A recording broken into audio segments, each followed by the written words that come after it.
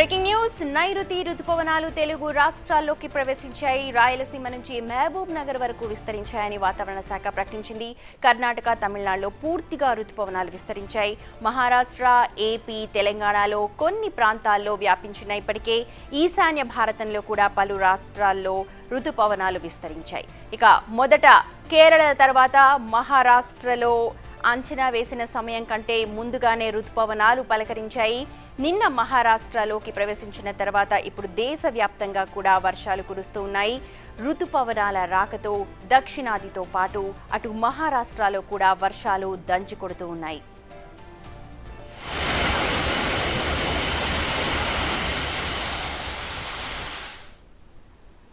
ముందుగానే ప్రవేశించిన రుతుపవనాలు ఆ పైన అల్పపీడన ద్రోణి కూడా కొనసాగుతుండటంతో అలర్ట్ అయితే కొనసాగుతోంది. పూర్తి అనాలిసిస్ అందించడానికి మా ప్రతినిధి సాగర్ లైవ్ లో సిద్ధంగా ఉన్నారు. Over to you Sagar. Sumathi, అంచనాల కంటే ముందే 13 రోజులకు ముందే రుతుపవనాలు తెలంగాణలోకి ఎంట్రీ ఇచ్చాయి. అటు కేరళకి 8 రోజుల ముందే తాకినట్లుగా కూడా ఇటు వాతావరణ శాఖ వెల్లడించిన పరిస్థితి. ఈరోజు ఉదయం ఏపీకి నైరుతి రుతుపవనాలు తాకినట్లుగా కూడా వాతావరణ శాఖ తెలిపింది. ప్రస్తుతం తెలంగాణలోని దక్షిణ జిల్లాలకు మహబూబ్ నగర్లోని కూడా ఎంట్రీ ఇచ్చింది. దీంతో తెలంగాణలోని పలు జిల్లాలకు ఇప్పటికే తెలంగాణ వాతావరణ శాఖ అలర్ట్, ఆరెంజ్ అలర్ట్ కూడా జారీ చేసిన పరిస్థితి కనిపిస్తుంది. కేరళ, కర్ణాటక, తమిళనాడులో పూర్తిగా రుతుపవనాలు, నైరుతి రుతుపవనాలు విస్తరించినట్లుగా, దీంతో పాటుగా మహారాష్ట్ర, సోలాపూర్, నాగాలాండ్, మిజోరం పలు ప్రాంతాల్లో కూడా ఈశాన్య రాష్ట్రాల్లో కూడా ఈ నైరుతి రుతుపవనాలు విస్తరించినట్లుగా కూడా వాతావరణ శాఖ చెప్పింది. రానున్న 2 రోజుల్లో మహారాష్ట్రతో పాటు మిగిలిన ఈశాన్య భారతంలో కూడా భారీగా వర్షాలు కురిసే అవకాశం ఉన్నట్లుగా కూడా వాతావరణ శాఖ పేర్కొంది. మొత్తంగా ఈ వాతావరణ శాఖ ఇచ్చిన హెచ్చరికల నేపథ్యంలో ప్రభుత్వం కూడా తెలంగాణలోని విస్తారంగా వర్షాలు కురిసే అవకాశం ఉన్న నేపథ్యంలో రానున్న రోజులను దృష్టిలో పెట్టుకొని ముందుగానే ఆయా జిల్లాల కలెక్టర్లను అప్రమత్తం చేసింది. దీంతో పాటుగా హైదరాబాద్లో కూడా భారీగా వర్షాలు కురిసే అవకాశం ఉన్న నేపథ్యంలో జిహెచ్ఎంసీ కూడా అలర్ట్ అయిన పరిస్థితి. ఇప్పటికే మాన్సూన్ ఎమర్జెన్సీ టీమ్స్ కూడా రెడీ చేసింది. అటు హైడ్రా, డిఆర్ఏ బృందాలు కూడా సిద్ధంగా ఉన్నాయి. వర్షాలు భారీగా కురిసే నేపథ్యంలో ఆయా జిల్లాలో కూడా ఎలాంటి ఘటనలు చోటు చేసుకోకుండా ప్రభుత్వం అధికారులను అప్రమత్తం చేయడంతో పాటుగా జిహెచ్ఎంసీ హైదరాబాద్ పరిధిలో కూడా ఎలాంటి ఘటనలు చోటు చేసుకుండా అధికార యంత్రాంగాన్ని కూడా అప్రమత్తం చేసిన పరిస్థితి కూడా ముందుగానే మీరు అన్నట్టుగా రుతుపవనాలు అయితే ప్రవేశించాయి. అయితే వర్షాకాలంలో నార్మల్ గా ఈ నాలాలో పడిపోవడం లేకపోతే నాలాలు ఓపెన్ గా ఉంచడం, ఎందుకంటే భారీగా వర్షం నీరు పోవడానికి నాలాలు ఓపెన్ చేస్తుంటారు. ఈ నేపథ్యంలో చాలా సంఘటనలు చూసాం గతంలో కూడా. ఇలాంటి ఘటనలు మళ్ళీ జరగకుండా ఉండాలి అంటే జిహెచ్ఎంసీ ఏం చర్యలు చేపడుతోంది? అలాగే సిల్ట్ ఏమైనా తీస్తూ ఉన్నారా? తీసే అవకాశాలు ఉన్నాయా? ఎలాంటి ఏర్పాటు చేస్తూ ఉన్నారు రాబోయే వర్షాకాలాన్ని ఎదుర్కోవడానికి? సుమతి, ఖచ్చితంగా కొద్దిసేపటి క్రితమే మేయర్ ఇక్కడ ఒక సమీక్షా సమావేశం నిర్వహించినట్లుగా కూడా తెలుస్తుంది. మాన్సూన్ ఎమర్జెన్సీ టీమ్స్ని రెడీ చేసి దీంతో పాటుగా ఎక్కడైతే వాటర్ లాగింగ్ పాయింట్స్ ఉంటాయో వాటిని కూడా పూర్తిగా వాటి వద్ద కూడా అప్రమత్తం చేసింది. వాటర్ లాగింగ్ పాయింట్స్ కూడా తగ్గించేందుకు జిహెచ్ఎంసీ చర్యలు తీసుకుంటున్నట్లుగా కూడా తెలిపిన పరిస్థితి. జిహెచ్ఎంసీ ఇటు మాన్సూన్ ఎమర్జెన్సీ టీమ్స్ని రెడీ చేస్తూనే మిగతా జోనల్ వైజ్గా ఉన్నటువంటి అందరు అధికారులను కూడా అప్రమత్తం చేసింది. స్టిల్ని తొలగించడంతో పాటుగా నాలాలను ఇప్పటికే హైడ్రా కూడా నాలాల ఆక్రమణను తొలగిస్తూనే నాలాల్లో ఉన్నటువంటి స్టిల్ని తొలగిస్తున్న పరిస్థితి కనిపిస్తుంది.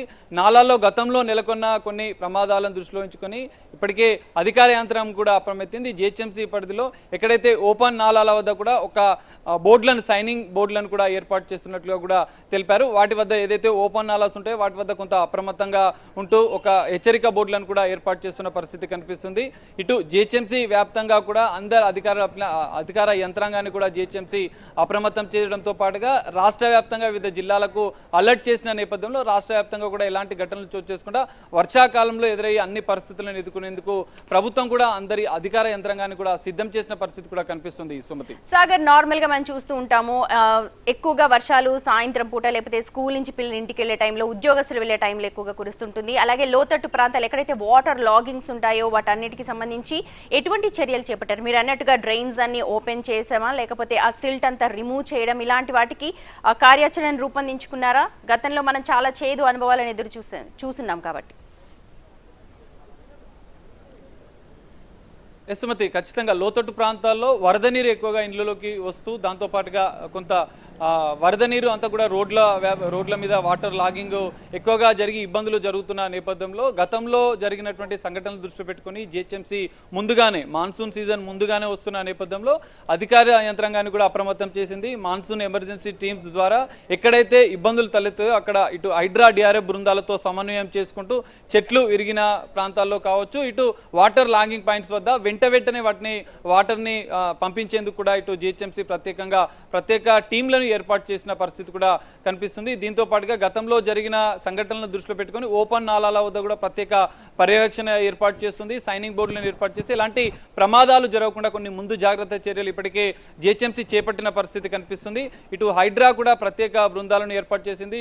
డిజాస్టర్ రెస్పాన్స్ ఫోర్స్ ద్వారా ఎక్కడ ఎలాంటి సంఘటనలు ఎదురైనా కూడా వెంటనే వాటిని ఎదుర్కొనేందుకు కూడా డిఆర్ఎఫ్ బృందాలు కూడా సిద్ధంగా ఉన్న పరిస్థితి కనిపిస్తుంది. ఇటు చెరువుల ఎందుకంటే వరద నీరు ఎక్కువగా ట్రాఫిక్ జామ్ అవుతున్న నేపథ్యంలో ఎక్కువగా water logging points traffic signal వద్ద ఎక్కువగా ఇబ్బందులు తలెత్తున్న నేపథ్యంలో సాయంత్రం కాలంలో నిన్న కురిసిన భారీ వర్షానికి గత 2 రోజులుగా హైదరాబాద్లో కురుస్తున్న భారీ వర్షానికి ఇబ్బందులు తలెత్తుతున్న నేపథ్యంలో ఇటు traffic police land order police విభాగాలు కూడా కొంత అప్రమత్తంగా ఉన్న పరిస్థితి కనిపిస్తుంది.